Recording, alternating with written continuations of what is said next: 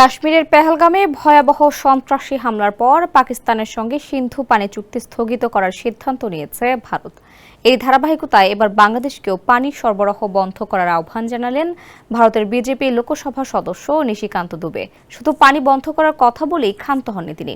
বাংলাদেশ ও পাকিস্তানকে সাপের সাথে তুলনা করে নিশিকান্ত বলেন, কতদিন আমরা সাপেদের পানি দিয়ে যাব, তাদের পিষে ফেলার সময় এসেছে। রোববার ভারতীয় সংবাদ মাধ্যম ইন্ডিয়া টুডে এসব তথ্য জানায়। প্রতিবেদনে বলা হয়, পাকিস্তানের পানি সরবরাহ বন্ধ করার সিদ্ধান্তের পর বিজেপি এমপি নিশিকান্ত দুবে বাংলাদেশের বিরুদ্ধেও একই ধরনের পদক্ষেপ নেওয়ার দাবি জানান। তিনি 1996 সালে কংগ্রেস সরকারের আমলে স্বাক্ষরিত গঙ্গা পানি চুক্তিকে ভুল সিদ্ধান্ত বলে অভিহিত করেন।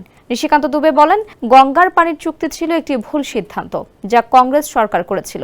এখন সময় এসেছে এসব ভুল শোধরানোর। পেহেলগামে হামলার পর প্রধানমন্ত্রী নরেন্দ্র মোদীর কঠোর অবস্থানের প্রশংসা করে নিশিকান্ত দুবে বলেন, পেহেলগামে হামলার পর প্রধানমন্ত্রী মোদীর ক্ষোভ ছিল স্পষ্ট।